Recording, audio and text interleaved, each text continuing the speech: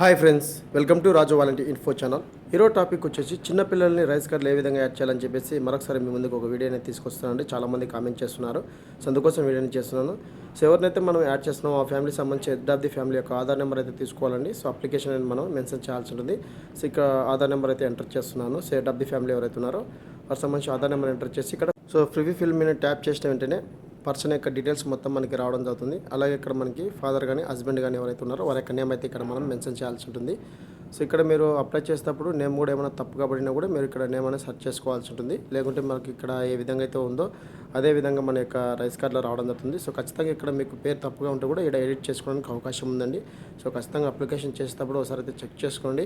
So ఇక్కడ నేను పేరు తప్పుగా ఉంది, ఎడిట్ చేయడం జరిగింది. అలాగే ఇక్కడ భర్త యొక్క పేరు అయితే ఇక్కడ నేను ఎంటర్ చేస్తున్నాను అండి. సో ఎంటర్ చేసి ఇక్కడ వాళ్ళ క్యాస్ట్ అయితే సెలెక్ట్ చేస్తున్నాను.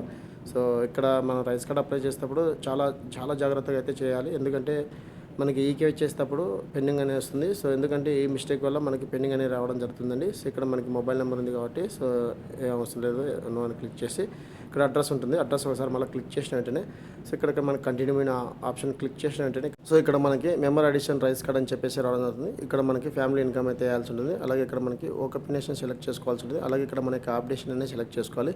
సో ఈ ప్రాసెస్ అందరికీ తెలిసిందే, మరొకసారి వీడియో చేయమని చెప్పేసి అన్నారని చెప్పేసి చేస్తున్నాను. సో మన డీటెయిల్స్ మీద క్లిక్ చేసిన వెంటనే rice card family member details ఎంతమంది ఉన్నారో వాళ్ళకి ఈకేఎస్ కంప్లీట్ అయిందా లేదా చెప్పేసి రిలేషన్ కరెక్ట్గా ఉందా లేదా చెప్పేసి రావడం జరుగుతుంది. సో ఇందులో మనకి రిలేషన్ చేంజ్ చేయడానికి అవకాశం ఉంటుందండి. సో రిలేషన్ చేంజ్ చేయాలంటే ఏఈపీడిఎఫ్ ఏదైతే యాప్ ఉందో అందులో మళ్ళీ రిలేషన్ చేంజ్ చేసుకోవచ్చు. సో ప్రజెంట్గా యాప్ అయితే వర్క్ అవుతుంది. ఏమైనా తప్పు ఉంటేనే రిలేషన్ చేంజ్ చేసుకుని ఈకేఎఫ్ చేసుకుని తర్వాత ప్రింట్ తీసుకోండి, రైస్ కార్డు మీకు చేంజ్ అవుతుంది. సో ఇక్కడ ఎవరినైతే మనం మెంబర్ అడిషన్ చేస్తున్నామో ఆ పర్సన్ యొక్క ఆధార్ నెంబర్ అయితే ఎంటర్ చేయాలి. ఎంటర్ చేసి ఇక్కడ నేమ్ అనేది మనం మెన్షన్ చేయాల్సి ఉంటుంది. సో ఇక్కడ మీరు చాలా జాగ్రత్త అయితే గుర్తుపెట్టుకోండి. సో మీరు ఇంగ్లీష్లో నేమ్ టైప్ చేసినాక తెలుగులో అయితే మీకు తప్పుగా అయితే రావడం జరుగుతుంది. సో చాలామంది రైస్ కార్డు తీసుకొచ్చి చాలామంది మాకు తెలుగులో నేమ్ అనేది తప్పుగా ఉందని చెప్పేసి అంటున్నారు. సో ఇక్కడ మనం ఎంటర్ చేసేటప్పుడే నేమ్ అనేది ఇక్కడ తప్పు అయితే పడింది. సో ఇక్కడ మనం ఈ నేమ్ అనేది ఎడిట్ చేసి మళ్ళీ మనం తెలుగులో టైప్ చేస్తే మనకి ఆటోమేటిక్గా కరెక్ట్గా రావడం జరుగుతుందండి. సో ఇది ఒకటి అయితే మర్చిపోకండి. సో ఇప్పుడు కరెక్ట్గా అయితే రావడం ఉంది. అలాగే ఇక్కడ మనకి మొబైల్ నెంబర్ అయితే చాలా ఇంపార్టెంట్. సో రైస్ కార్డుకి మొబైల్ నెంబర్ అనేది చాలా ఇంపార్టెంట్ ఉంది. సో రైస్ కార్డుకి అనేది మొబైల్ నెంబర్ కూడా ఇక్కడ మనం మెన్షన్ చేయాల్సి ఉంటుంది. సో ఈ ప్రాసెస్ అందరికీ తెలిసిందే, మరొకసారి మీ ముందుకు వీడియో తీసుకొద్దామని చెప్పేసి వీడియోని చేస్తున్నాను. సో అలాగే ఇక్కడ మనకి మోస్ట్ ఇంపార్టెంట్ మనకి డేట్ ఆఫ్ బర్త్ అలాగే జెండర్ అండి. సో ఈ జెండరు డేట్ ఆఫ్ బర్త్ మీదే మనకి రైస్ కార్డు చాలా ఇంపార్టెంట్ అండి. సో మీరు డేట్ ఆఫ్ బర్త్ కానీ అలాగే జెండర్ కానీ తప్పుగా పెట్టినా కూడా మీకు ఈకేఎస్ అనేది వర్క్ అవ్వదు. సో ఖచ్చితంగా మీకు డేట్ ఆఫ్ బర్త్ కరెక్ట్గా ఎంటర్ చేయండి ఆధార్లో ఉండేది. అలాగే ఇక్కడ రిలేషన్ అనేది సో ఖచ్చితంగా చాలా ఇంపార్టెంట్ అండి.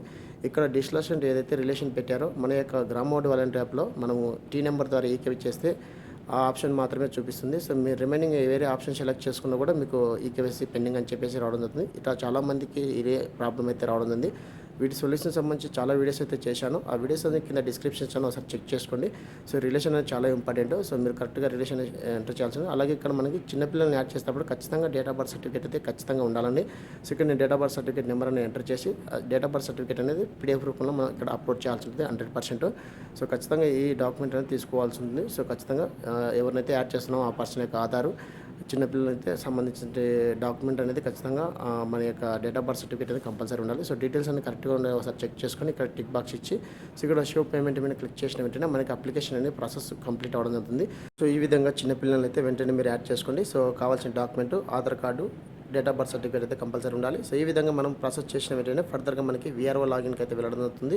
సో అక్కడ నుంచి మనకు ఒక టీ నెంబర్ అయితే వస్తుంది. ఆ టీ నెంబర్ ద్వారా మన గ్రామోడ్ వాలంటీ యాప్లో ఈకేఎస్ చేసిన వెంటనే ఆల్ ఈక్వల్స్ మెంబర్ అని చెప్పేసి వచ్చిన వెంటనే ఫర్దర్గా మనకి వీఆర్ఓ లాగిన్ నుంచి ఎంఆర్ఓ లాగిన్కి అయితే వెళ్ళడం జరుగుతుంది. సో అక్కడ మనకి అప్రూవల్ అయ్యి మనకి 21 డేస్ లోపల ఎస్ఎల్ఏ 21 డేస్ లోపల అయితే మనకి క్లియర్ అవడం జరుగుతుంది. సో ఇది ఫ్రెండ్స్, వీడియోని లైక్ చేయండి, షేర్ చేయండి, సబ్స్క్రైబ్ చేసుకొని మర్చిపోకండి. Thank you for watching.